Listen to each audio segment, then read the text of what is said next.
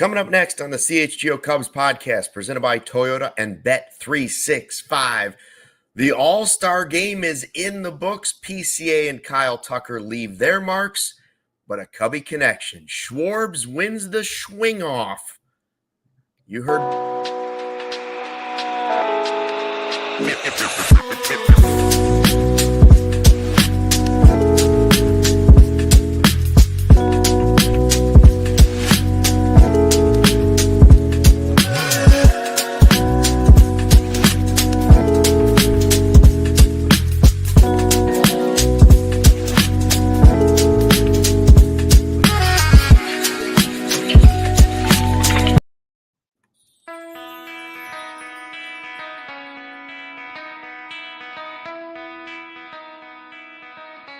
Hey, Chicago, what do you say? This is the CHGO Cubs podcast presented by Toyota. Let's go places and Bet365. Whatever the moment, it's never ordinary. Use the code CHGO365 at signup. Luke Stuckmeyer and Corey Friedman, the only ones that were willing to hang with you this late at night. Everybody else bailed, Corey, but here we are, professionals. There's just, Luke, when you're on the show, there's just no way it's not going to be a 4.5-hour game because that's just that's just how you like it. I mean, I'm sitting there and it's 6-0 and I'm like, all right, let's wrap this sucker up. And I'm thinking this is over. And to get all the way to the point where they tie the game, I almost threw my television off the wall. Well, and as I was watching it, maybe they mentioned on the broadcast, but I know they said that, the AL has won 10 of the last 11, I think they said right. At some point. Yeah. So watching that, it's like 6-0, like, wow, when is the last time the NL just had an easy breezy, walking to a W here? And of course, they win, but it certainly wasn't easy in the end. I don't even know how they finally scored that. I guess it's 6-6 with a swing off win. Is the way on the MLB.com website, when you go to this daily scoreboard, it says 6-6, but it says NL wins parentheses tiebreaker. Okay. So all right. They need to work on their box score format, kind of like hockey, with ties or shootouts. They haven't refined that yet. Yeah. Well, nobody knew it was even happening, including half the guys that were hitting in it. So that's the way that went. If you had asked me before this game what happens if it goes to extras, I would have said, don't they put the runner on second? I don't know. I had no idea what they were doing. Okay. Well, it happened. We're going to talk about it in a second. We want to remind everybody that it is rank week. That means tomorrow, Wednesday night at 7, we will have the debut of our rank week show. It is the greatest what ifs in Chicago Cubs history. 1 through 10. Greatest what ifs in Chicago Cubs history. Make sure you join us for that. We're going to talk about Schwarber. We'll talk about the All-Star Game in general. We'll talk about the Cubs here in a second. And we are going to do some trade talk stuff at the end. And maybe during the show, we'll have breaking news on Eugenio Suarez and whether or not he's actually hurt. Yeah, I mean, he looked smiling when he went down. I think he looked all right, but yeah, there's probably some nervous people out in Arizona who were maybe licking their chops at the phone calls they were receiving that are like, please not fastball to the hands that takes him out of the deadline. I was trying to, as I was going along, I was like, man, there are a lot of Cubs / former Cubs / rumored Cubs at some point in this All-Star game, right? And it wasn't the usual suspects. If you just went back a couple years, it's like, it's not Chris Bryant. It's not Anthony Rizzo, right? We had Gleyber Torres. See if I missed one here. Gleyber Torres, Javier Baez, Kyle Schwarber, Kyle Tucker, PCA, Mark Pryor appearance briefly. Matthew Boyd did not play. And then finally at the end, Zach McKinstry. Right. When I would throw Pete Alonso is one of those when Eugenio Suarez. Pete Alonso is kind of like the newer version. When I was younger, it was Brian Roberts and Jake Peavy who were definitely going to be Cubs at some point, but they were never Cubs. I feel like Pete Alonso is sort of in that territory. Oldest Chapman. Yeah. Yeah, I mean it was you're right. It was fascinating and the only old one was Baez, and it was a new Javi Baez playing center field. In center field. So, yeah. Funny stuff. Anyways, it was interesting. I've always liked the All-Star Game. I thought it was cool that PCA and Tucker were the first Cubs starting in the outfield since like the 1930s, right? Like we had that 2016 All-Star Game where they had the whole infield. Yeah. And that was special.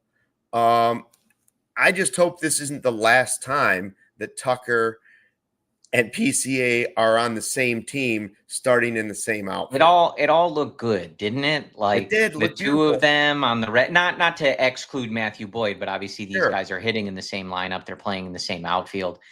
It looked good. Kyle Tucker in that red billed cap, like doing all the All-Star promo. You're looking at it going like, this would look mighty good for the next, I don't know, 8 to 10 years, something like that, Tom. Yeah, it looked really good. It looked like they were having a lot of fun out there. I mean, that mic'd up moment, where Pete was trying to call him off, but realized he was kind of camped under it. It was a lot of fun. And you're right. Like, I know they showed the graphic at one point. It was cool too, because it's been a while, having a bit of focus on the Chicago Cubs and like how good they've been and how good these two guys have been. I feel like, the Cubs they weren't just a team that, had a guy thrown in there or, just to get their representative. Like they were really featured a little bit in this game outside of some of the, really obvious stars. And I was actually just looking, as I was scrolling around Twitter, like unless they updated it within the last like 10 seconds, like if you go to the MLB Twitter page, there's 6 players in their header image, advertising the All-Star Game. It's Ronald Acuna, Aaron Judge, Vladimir Guerrero Jr., Javi Baez, Shohei Ohtani, and Pete Crow-Armstrong. Wow. That's where the Cubs got to be, man. It's been a long, go back to 2020 when they won the division, if you want, or go back to 2018, the last time they, made like a real playoff field. It's nice. It's nice to see them sort of like being talked about in that upper echelon, if you will, of contenders.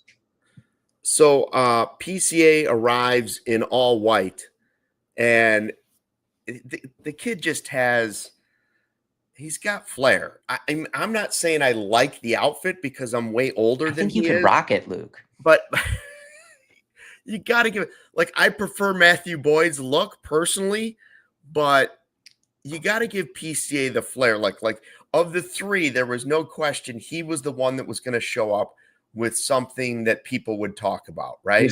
That would make some who wore it best list. It was like some possibly like more, I don't know what I was expecting, but maybe like more understated than I was expecting out of him. He was talking like, oh, I'm not going to tell you guys about it. Like I'm going to save it. It's going to be a surprise.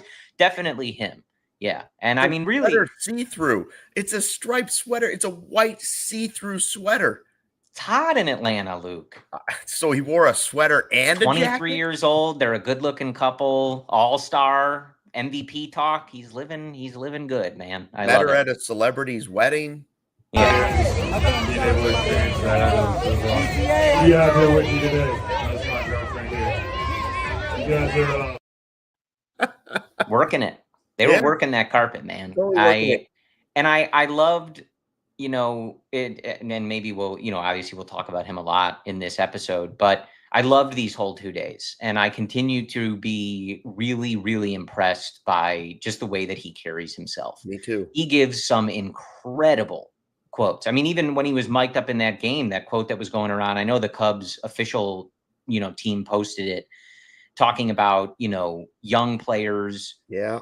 With the advice he would give, be yourself, like grow into whoever you're supposed to be, and like relating that to his own experience, how constantly he's giving credit to his coaches and other players and mentors and stuff like that. Like we're very lucky right now. Not only is he developing into the superstar that we always dreamed of him to be, but the way he carries himself and goes about his business is not always a guarantee in these sports, and we're rooting for an athlete. And to that question, like he really does seem like the type of guy that you would want your kids to look up to. His work ethic, how he carries himself, and the person he seems to be. It's really great. Yeah, and of course he gets the double in his first ever All-Star game at bat. And what you're talking about, that live comment while he was mic'd up, asking him about, what would you tell kids, right? I think that goes back to what I heard Mark DeRosa talking about when he was like, I wanted to see at spring training. What's this kid all about? He's cocky. So you see that side of him, right? You see that side when he shows up and he's got the white see-through sweater and the white jacket and the girlfriend and the shades on, and that's him.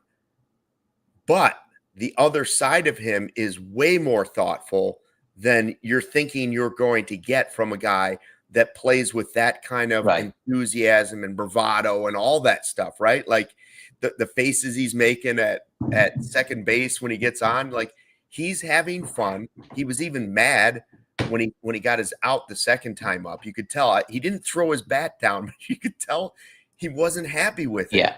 But he's also the same guy that gives you that thoughtful answer to kids, which can't be rehearsed. It was a live question during a live baseball game.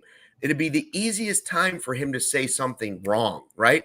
He's distracted by something else, or he could have been like a lot of the other guys that were mic'd up and said almost nothing, right? Like, no. He gave a thoughtful answer, and you're right. I think he's exactly – boy, I never expected him to get this big this fast.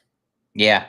That was, what this sort of couple days, we expected this with Kyle Tucker. It's cool for Matthew Boyd. Obviously, he's a fairly understated guy, was spending time with his family, deserves to be there, but wasn't playing.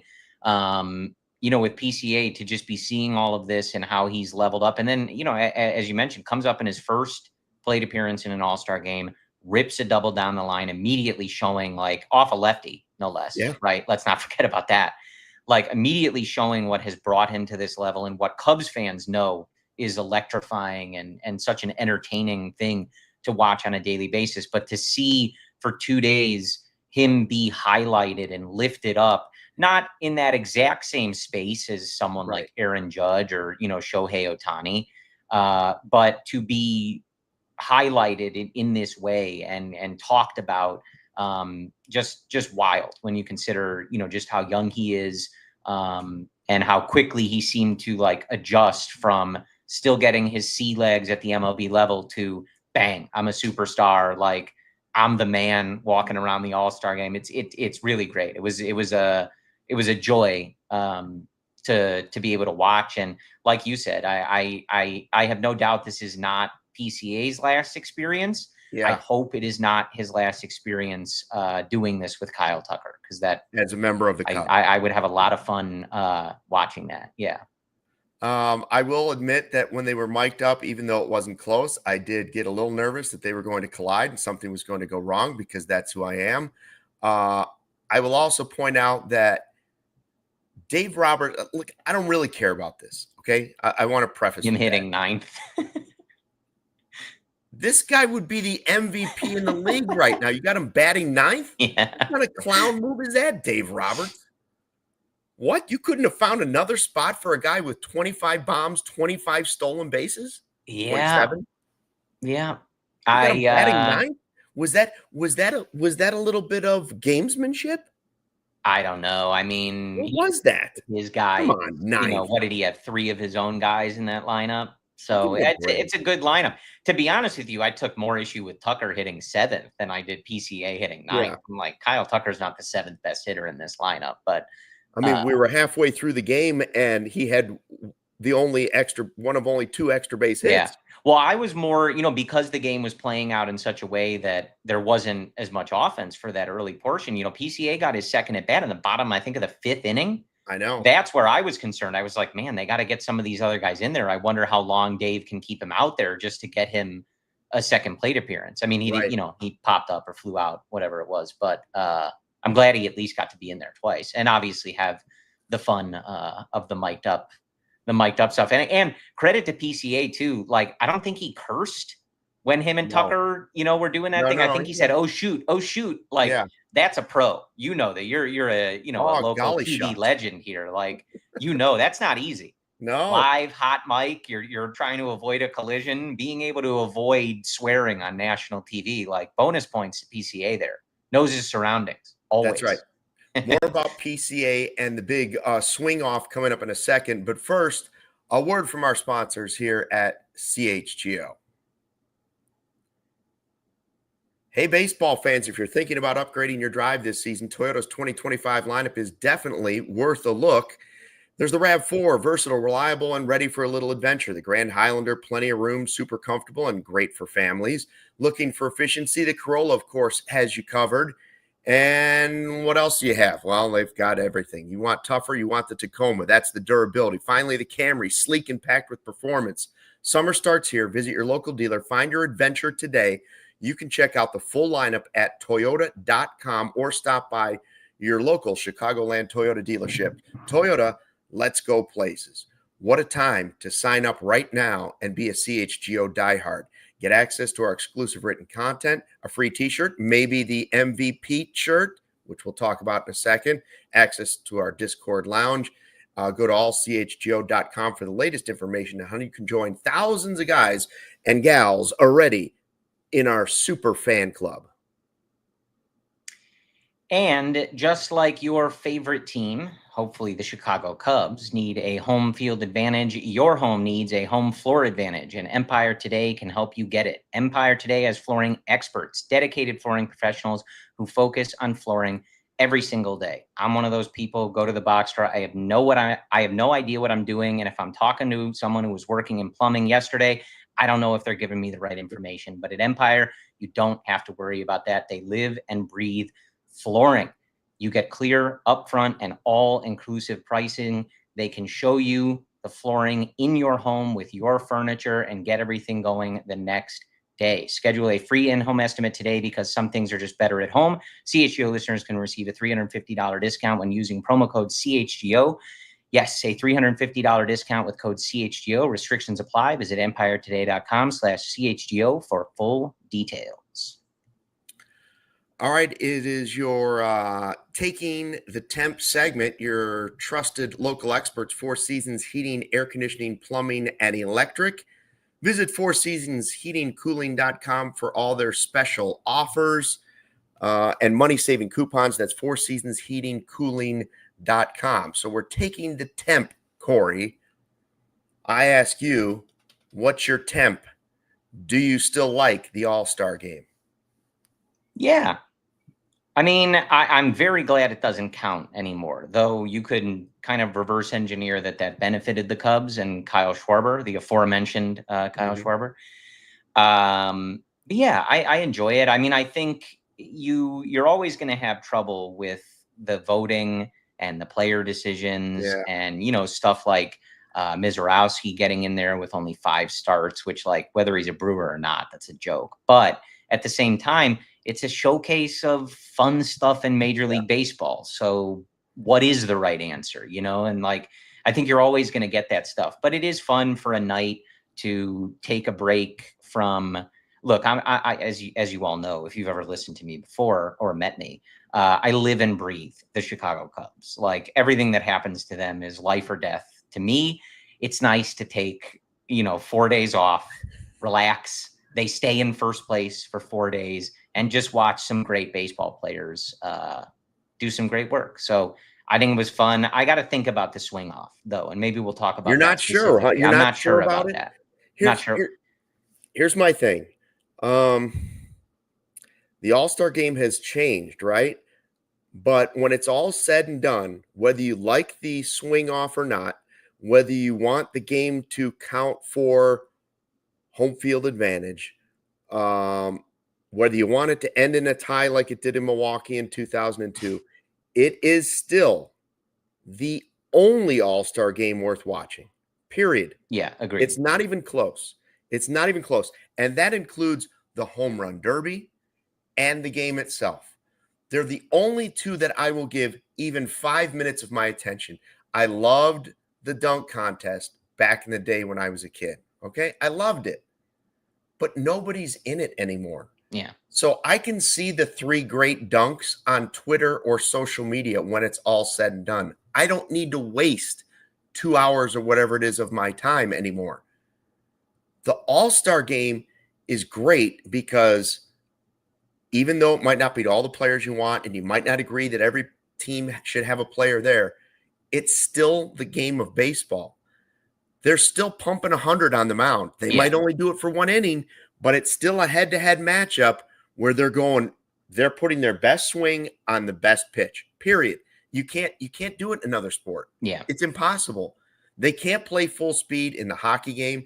Football is a complete farce. Football's a mess. And the NBA one is too. It's just like it might as well just be 3-on-3 and guys trying to be the Globetrotters, right? Like they might care for the final 30 seconds of the game if it's tied because there's money on the line.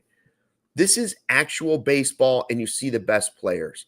So for that part of it, I still love it. It's changed, right? Like I go back and forth because I'm old. Do I like it better than I used to like it? No.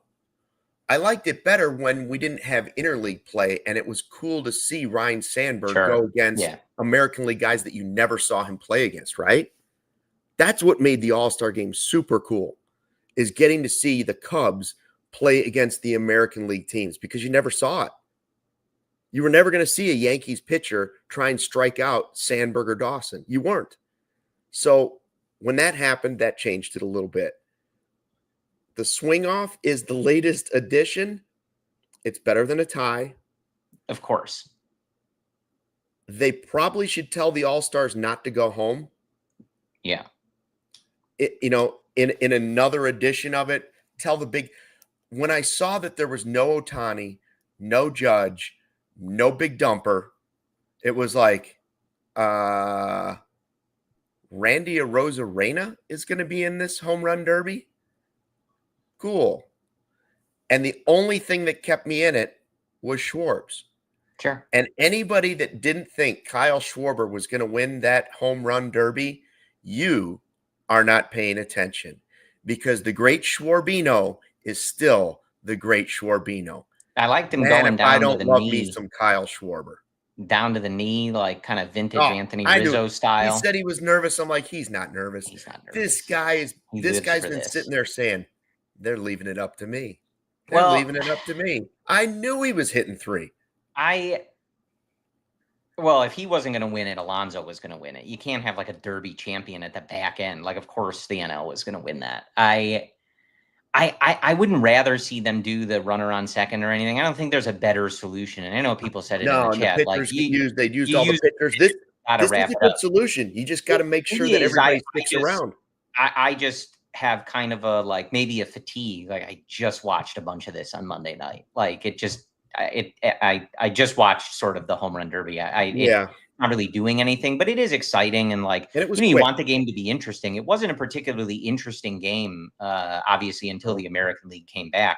Nice to see the NL, with Carroll, opening up the lead and scoring some runs. Because for a while, they scored those 2 runs early, and it was basically all pitching and defense from that point, with some help. Clayton Kershaw getting helped out by our boy Kyle Tucker with a really nice catch. Yeah, very nice. In right field. Normally, I don't support helping Clayton Kershaw, but Kyle Tucker allowed there.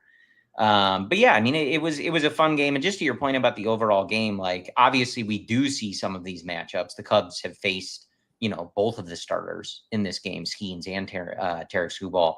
But it is fun, the way it works. And to your point about the MLB All-Star Game still being fun, every matchup is fun. When you get to the later innings and you're deeper into these bullpens, whatever. But in the early going, it is one fun matchup after another. Right. Seeing Skeens go against Aaron Judge and Skubal going against these National League guys, it's fun. It's fun to see those kind of power matchups. I think it was in maybe the second at bat, Ohtani hit one deep but foul, that stuff is just fun. You get a lot of oohs and ahs from the crowd.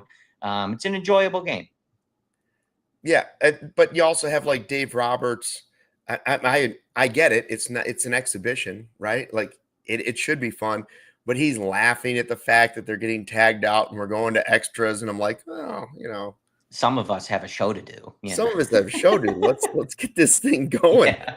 And whether or not, I know they said that they had picked these 3 guys beforehand, but I think that was based on the fact that they knew guys that were going to be out of the game and showered and gone. No, And I would tweeted, suggest if it happens again that you tell everybody our 3 biggest home run guys, you don't get to leave.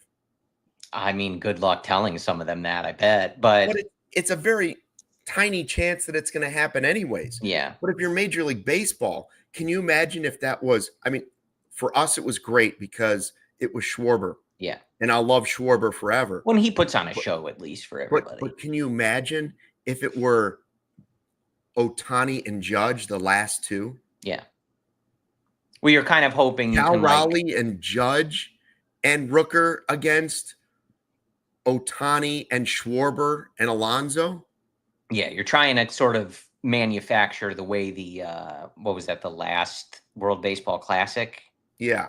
Or 2 ago ended, whichever thing ended with Ohtani striking out Mike Trout. That's 2 what you're ago, I think, right? Yeah, exactly. Yeah. It was funny. I tweeted it from the CHGO Cubs handle, but like I was watching the end of the game and Kyle Tucker had posted like an Instagram carousel that Pete had commented on. And I'm like, wait a minute, the game is still going on. Yeah. And they're like, I'm out of here. I'm getting my carousel up. I'm going to go fly and see my family and take my much deserved break, which, you know, from the Cubs perspective, I'm like, hell yeah, boys, get home, get some rest. We got a division to win. But everybody else, maybe the Brewers, you make them play extra innings or something like that. Yeah. I did think the Kershaw, while I wasn't sure about Kershaw getting this moment, not that I don't think he's a great player. He's a Hall of Famer. He's a terrific player. He actually seems like a really good dude. And from people I've met him a couple times, but I can't say that like I can tell you that he's a good guy or not. But I know people that have spent a lot of time with him. And they say he's a terrific guy. And I like that they came out and took him out. And I also thought he handled the mic'd up thing better than anybody. It was awesome. Like, if you're going to mic players up, at least the players need to be into it. And he was into it. Right, or leave them alone. I'm going cheese. I'm going cheese. These are the opportunities where I like it. It was funny when it happened, you know, the Cubs and Cardinals, because it happened to a Cardinal, Mason Wynn. But it is weird. It's like, he's working. These are hard plays to make. You really shouldn't be like listening to Brian Anderson in your ear, like playing a tight game, like on the road, man. But in the All-Star game, it's great. You want to see these personalities. You want to hear this stuff. And it is fascinating. Like, I think they had Cal Raleigh mic'd up earlier, and obviously he's pretty busy, like listening to the, you know, calling pitches and all that other stuff. But it is interesting to just hear even the little tidbits, like where he would spit out like, it's a good pitch. Felt that was a good pitch. Little things like that. It is fun to hear. You feel like you're in the dugout a little bit. The guy's chirping and stuff like that. But yeah, the Kershaw thing, it's like getting back to the rosters. It's like, you're always going to have people that are upset. Yeah. If you want to do the rosters like straight by, I don't know, OPS, WAR, ERA, like, yeah, the rosters would look a little bit different. But at the end of the day, like, this is a showcase of Major League Baseball. And like, what are the rules for that? You know, when you let the fans vote, once you let the fans vote, I say, like, do whatever you want, like with some merit or reason. And like I said earlier, like, I don't think, you know, Mizorowski getting in is good. Like, 5 starts is nothing. Like, you could put anybody in the All-Star game if that's going to be the threshold.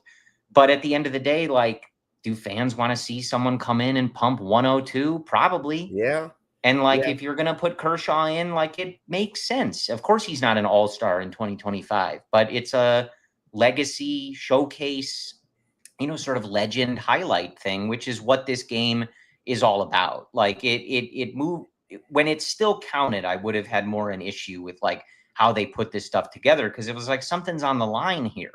There's nothing on the line here. It's just supposed to be a fun night showcasing baseball, and they can put whoever they want on there, deserved or otherwise. It does bother me though. All night I was thinking we could go through, there's a lot of guys that were snubbed on the Cubs. I will say the one I kept thinking of was Michael Busch.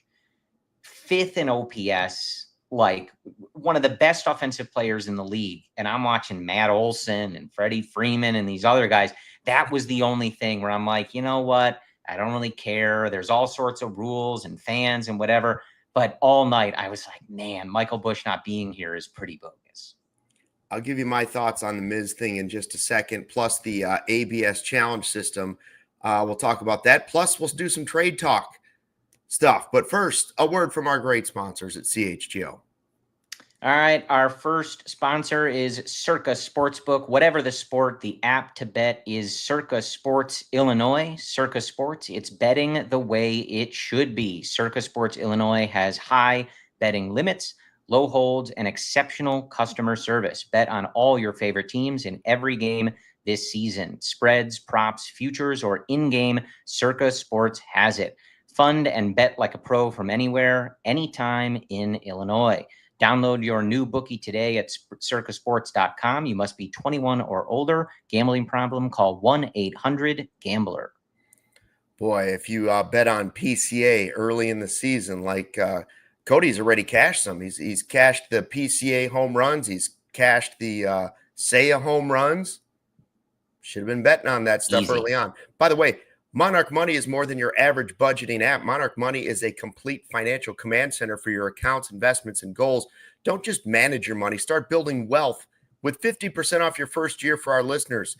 With all your accounts, credit cards, and investments in one place, you'll always know where your money stands without the hassle. Named Wall Street Journal's best budgeting app of 2025. Financial stress is one of the top reasons relationships fall apart. Monarch Money makes money conversations easier. Track shared and individual accounts. Get control of your overall finances with Monarch Money. Use the code CHGO at monarchmoney.com in your browser for half off your first year. That's 50% off your first year at monarchmoney.com with the code CHGO. You got to keep track of where all the money's going and when it's coming in. For instance, are there 7 packages at the door today? How much did that cost? Sometimes it gets away from you. Keep an eye on it. Monarch Money will help you do that.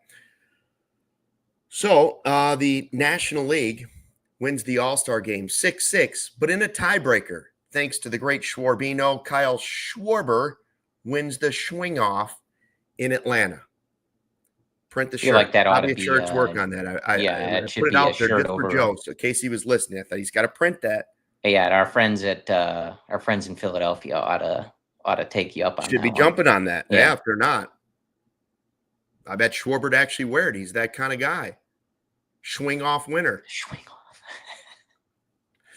off. The Cubs go back to work on Friday. Right before the break, we were talking a little bit about, whether or not you still like the All-Star Game, how it's changed, the swing off, what we thought of that. We mentioned the Kershaw thing and whether he deserved it. I thought the moment was nice. I thought it was great that he was only in for 2 batters and that he got his ovation. I thought it was a nice move by Roberts to do something for his other player, Freddie Freeman, to take him out in Atlanta to get the ovation. Also very cool.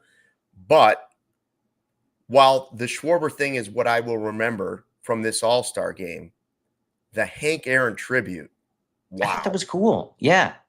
Listen, I don't usually get into those things. I'm always kind of like, all right, whatever they got, Oh, you mean like the Harry Carey animatronic and the that I did not get into. That I still have nightmares about. Don't we all? This was so well done. And when they shot off the firework from home plate and sent it out, I was like, I wish I was at that ballpark. It looked good. I can't imagine how cool that looked at the ballpark. That was really well done. And so while I'm not sure about things early on like Kershaw, and I wasn't sure about Miz, who had 5 appearances, and I wasn't sure about the swing off going in, I've got to give Major League Baseball credit here. I usually say they're totally behind the times. I usually complain that they didn't promote Mike Trout. I usually complain that I can't see who the biggest stars in the game are because they do nothing to promote their brand. Yeah. They're horrible at it. So while all of these were somewhat controversial in some way, they all turned out the right way. The Hank Aaron thing was spectacular. Kershaw was done right. Freeman was done right. And the Miz thing, while you can complain about it if you want and be an old stick in the mud like I am sometimes, you have to look at it the other way too and be fair to Major League Baseball. You can't complain about them not promoting their brand and then have this string bean that throws 102 and has been spectacular and not say the fans deserve to see that guy. It's an exhibition and they all want to see him face somebody big. Yeah, I agree. Yeah, so and it was there were other more deserving players, yes, but if this is just to promote your game, which it is, it was the right move. I agree. And, I think they've almost course corrected in the opposite direction. I think a lot of people now would be like, all right, you're promoting Ohtani. We get it. Right. Please stop promoting Ohtani. But no, it's good. It was a fun night. And I do agree, at the end of the day, I know Phillies fans were up in arms about Christopher Sanchez not getting it as an example of someone. And to your point, I'm complaining about the Mizorowski thing because I'm a hater. I do not like the Milwaukee Brewers. Right. I will, if it were another team, I'd still have the same position. But if it's the Brewers, of course, I'm going to be loudly opposed to it. But to your point, if you're a young kid or you're a casual fan of the game, who would you rather see? A guy pumping 102? You want to see Mizorowski or you want to see Sanchez from the Phillies? I feel like there's an easy answer there. You know what I mean? But it was fun, and the one thing I don't think we talked about too, I feel like, one thing that I'm going to take away from this game, well, there's a few things that I'll take away. As we already talked about, I love watching Kyle Tucker represent the Chicago Cubs. PCA is special. It's a whole thing. It's changing the franchise. But watching Tucker representing the Cubs, being the All-Star, I love watching it, man. And I obviously hope that that's something we get to see for a long time coming. And then, we talked about Baez a little bit, but even the brief moment pregame of him and PCA hugging. I don't know if they had met before, but maybe when they played, they met. But just watching them at the All-Star game, what a, you couldn't even write that in a fan fiction, however many years ago when the trades happened. Not only is PCA going to develop into this superstar, but Javi's going to pull himself from the depths of looking like a total albatross of a contract, being talked about as one of the worst trades and contracts ever. And, starting the All-Star game for the first place Tigers, the two of them together, what a cool moment that was. And somewhere, Jed Hoyer just sitting there, big smile on his face, well, I got that one right, and probably, I don't remember, was that Billy Epler at the time who made that trade for the Mets? Whoops. we're the only one involved in this trade that didn't get any, anything out of this, but that was a cool moment. That was a special moment to see those two together. So yeah, those are, I think, kind of my big takeaways, but yeah, to your overall point, it's a fun night of baseball. And I think I think it would be tough to come away watching this game, and really the home run derby too, the entire 2-day festivities. I think it'd be tough to come away with that, not thinking this is a pretty good celebration of baseball. This is an entertaining couple days. Give the players a break, and as the fans, it's an entertaining way to still have baseball for a couple nights. Did you like the ABS challenge? Because I thought that was great too. I thought that was another part of Major League Baseball getting it right. Great place to introduce it for people that didn't watch spring training and stuff. Introduce it at the All-Star game. Let them have fun with it, and the players being pumped up about when they get one right. Yeah, I thought it was awesome. A nice little trial balloon to the audience too. Here's a couple of these. What did everybody think about that? It was quick. It was 8 seconds. It's not council going. No, it's not. It's quick. It's quick.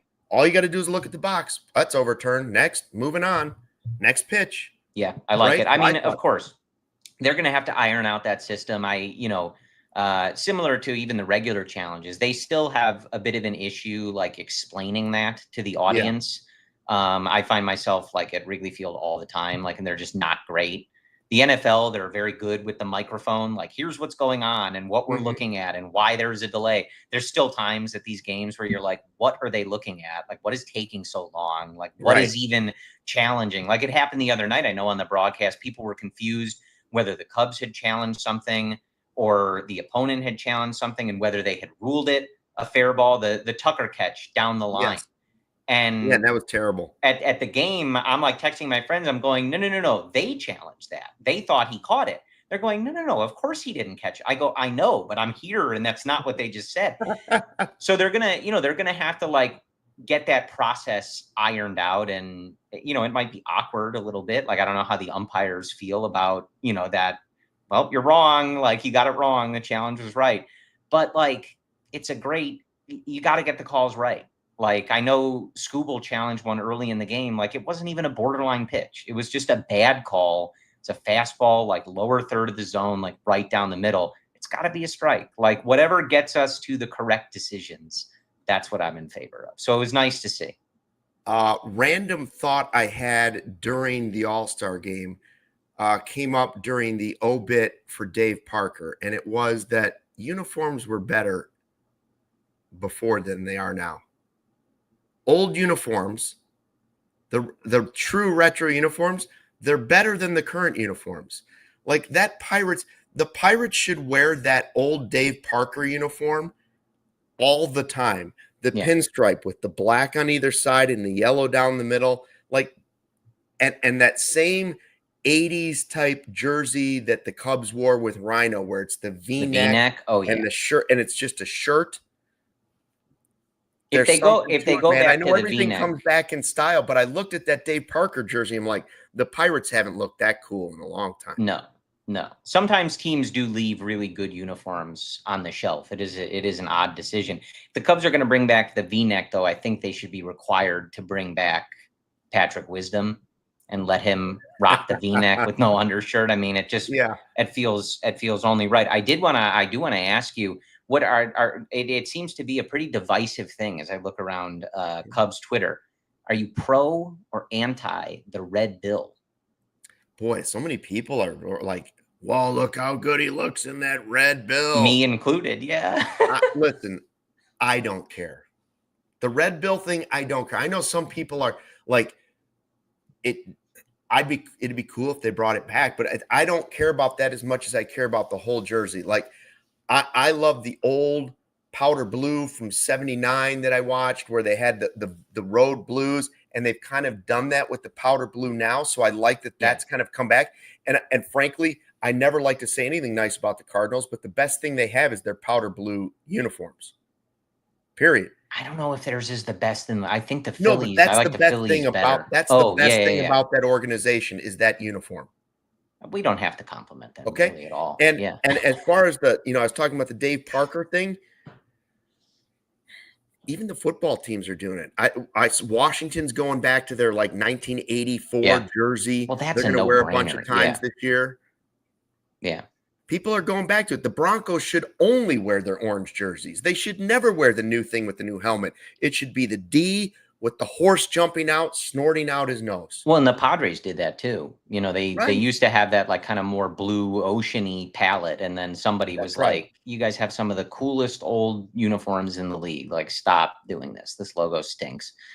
Our guy Braggs in the chat here, pro red bill. I don't want them to wear it all the time. No, I'm not, and I'm not anti-red bill, but I want the V-neck before I want the red bill. I'm with you on that. I agree with you on that.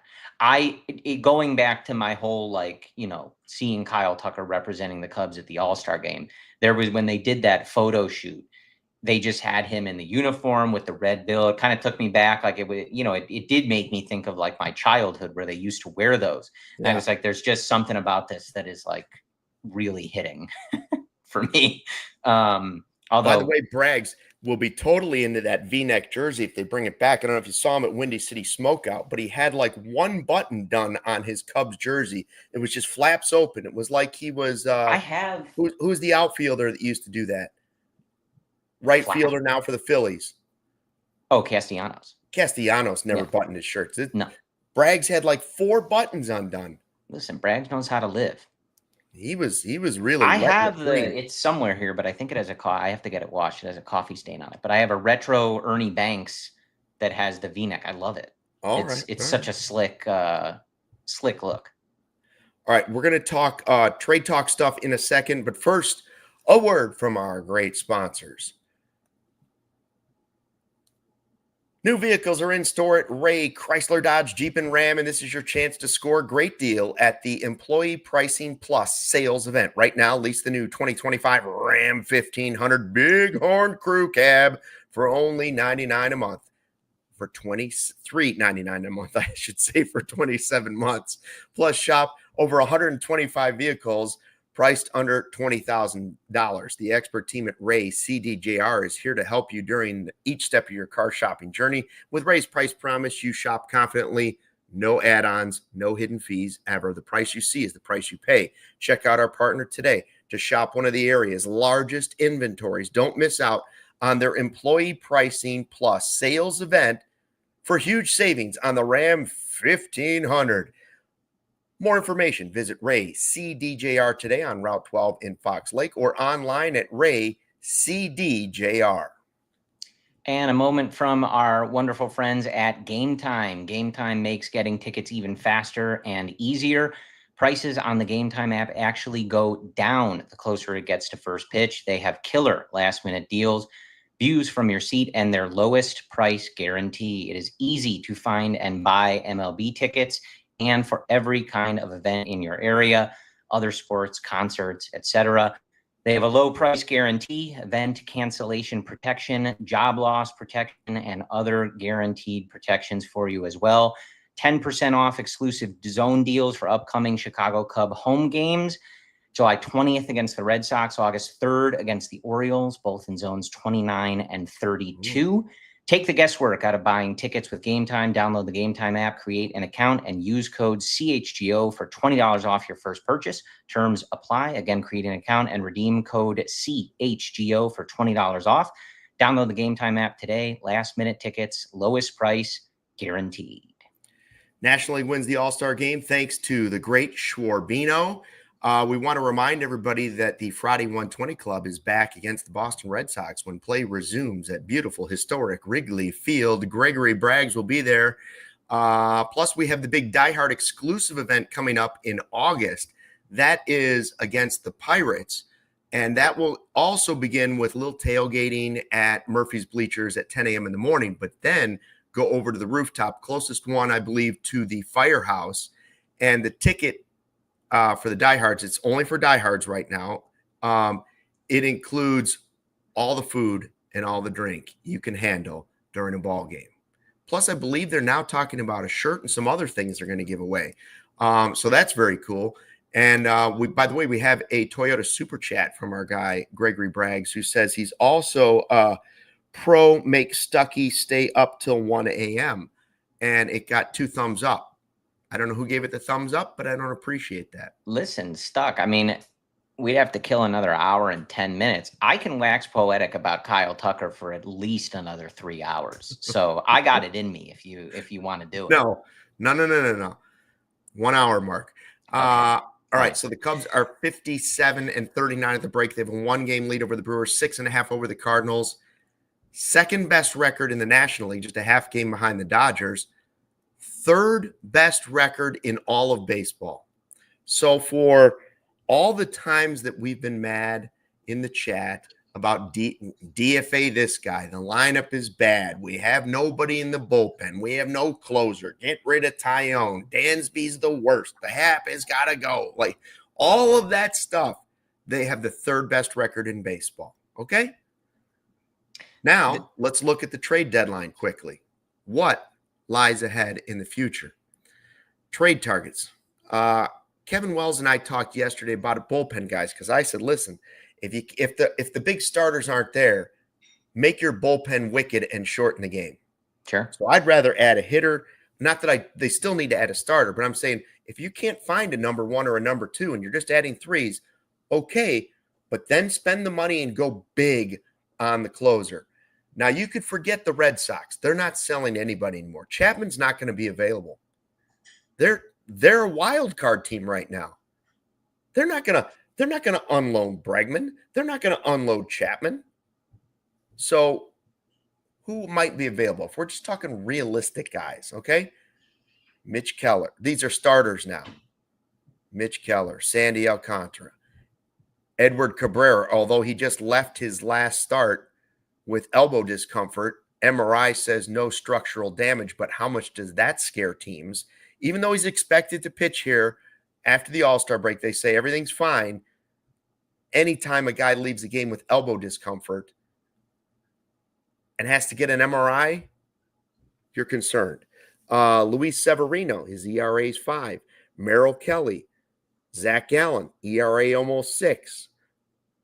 The one that I heard from George Hoffman, Lucas Giolito, who his last starts have been really, really good. I just don't think he's going anywhere either. So of those guys, Corey, who really interests you on that list? Or is there another starter where you say, yeah, that guy would be great? Now, I'll say Mackenzie Gore till I make myself silly. Bubik from the Royals. Okay, great. The only thing I would say about them is not only would they be super expensive, they would be worth it to me, but super expensive. They are lefties. How many lefties are you going to throw in the postseason? Yeah. If you got a team that's got great righties, you're in trouble, even if you have a great pitcher on the mound. So the list I just gave you, who do you like? I mean, I think kind of putting it all in one, I think the kind of tandem with the Diamondbacks is the best bet here. Assuming Eugenio Suarez is not hurt now after being hit by a Chicago White Sox in this All-Star game on the hands. But that just seems to be your best bet. I think, kind of looking at things broadly here as we've only got, 9 minutes or so, I think they tipped their hand a bit with Matt Shaw in that last series. He didn't play. Yeah. They're not going to rock with him as their starting third baseman for the rest of the year. But you could rock with him in the birdie role. Sure. Yeah. I mean, if you don't want him going down and playing every day, that's a whole separate decision. But, and this also I bang this drum a lot. It was my primary concern about that position coming into the year, that if you needed to prioritize his development and it wasn't there, you weren't going to have a third baseman. And here we are wondering who the third baseman is. But I digress. I'm not right all the time. I am right sometimes. So I think that just makes the most sense. Suarez adds a bunch of pop and something you need in this lineup. Defense probably leaves a bit to be desired, but you've got A+ defenders all over the field. You can live with it. Yeah. And I think Kelly would just be a good fit to this rotation. Got a good pitch mix. And I think the type of guy that, you're not necessarily looking at as being a top of the rotation. He's not someone you're going to give the ball to in game 1 of a playoff series. But the thing that concerns me about some of these names, I know the potential that Sandy Alcantara has. I've seen it. He won a Cy Young. I know the potential that Zach Gallen has. We watched him almost carry the Diamondbacks to a World Series a couple of years ago. But that's not where those guys are at right now. And if you're going to expend the resources, there's a lot to consider. Are you getting rentals? Are you getting cost-controlled guys? Cost-controlled guys would be great if you want to pay a higher price for it. You do have some questions in this rotation long-term. If you could get someone that maybe checks a box for 2026 as well, that's not always the worst thing. But this team needs somebody to come in and get results, man. You have a ton of question marks going into this second half. Matthew Boyd has been spectacular. He's got a 2.3 ERA. He's an all-star. He's debatably the MVP of the first half of this team. Where they would be without him, I don't know. What kind of workload can he handle? You got to keep him fresh. Yeah. How can you best put him in a position to keep a sub 2.5 ERA coming off a season where he didn't make a ton of starts and was coming off injury? Shota still working back from injury, looked a lot better in that last start, but still coming back from an injury in just his second year in Major League Baseball. Cade Horton still developing as a rookie, still learning how to pitch at the major league level. And again, we have no idea what threshold they want him to go to, how his body's going to respond, et cetera, et cetera. Colin Ray has been great as your swingman 5th role guy. How much do you want to push that? How much do you want to ride him, et cetera, et cetera? And, we're already seeing some of the, bullpen, some guys going up, some guys going down because they're being leaned on a lot. It has not been Brad Keller's best stretch, but he pitches every other day in high leverage, and they've gotten a ton out of him. So part of this is just like, how do we keep these guys fresh? How do we put everybody else and supplement them and keep them in a position to succeed without them having to shoulder so much of the burden? So that's where some of those other names, they might have the higher ceiling, but unless you're sure you have the fix for what has been wrong in this first half and can get it right away, I'm a little scared to pay the price, Luke. But they are in a tricky spot. By the way, our guy Fernando with a Toyota Super Chat, 1 a.m. Stucky brags, knows what's good for CHGO Cubs. Fernando, thanks for the $10 and the support. It's not good for Stucky or his family. No. Here's are there cautionary tales out there? Yes. Very happy that the Cubs traded in Andrew Chafin one day, and now they have Daniel Palencia, a single-A pitcher. The Cubs could end up losing a similar single-A prospect somewhere that they will regret in a couple years. That's possible. You could just trade away a Zach McKinstry for a future all-star for a guy that's not even in the organization anymore. That could happen. You could make a mistake and they don't get you to the promised land. But the reason I say they have to be bold is you have the 3rd best record in baseball, and the Brewers are 1 game behind you and have won 7 straight. They just pitched a game where their average pitch was thrown at 99.32 miles an hour, the fastest ever averaged for a whole game by one pitching staff. I cannot stomach another season of the Brewers winning this division under any circumstances. So if you have to mortgage the farm, mortgage the farm. Yeah. I don't care who you have to trade to go get the best guys available. Trade them. I cannot watch the Brewers do this to the Cubs. They cannot catch them. You have the 3rd best record in baseball. The Dodgers are a super team, but this is your chance to beat them because they're still banged up. Yeah. They're great, but they're banged up, and they're going to be going for some of these guys too. And now so are the Red Sox, and so are the Yankees, and so are the Mets, and so are the Phillies. So use your farm system, pony up, and let's go. Don't half-ass this thing. I'm with you.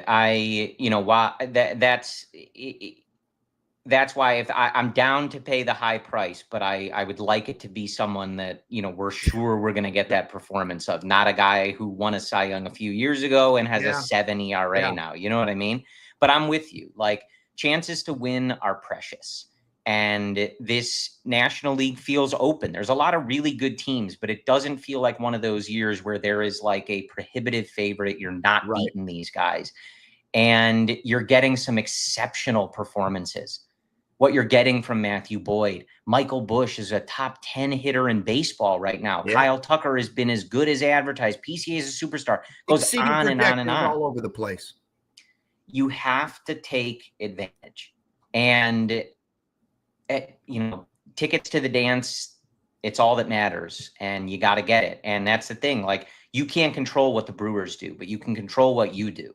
And they're going to start this second half. It's going to be a nice test. Like, Boston has been hot.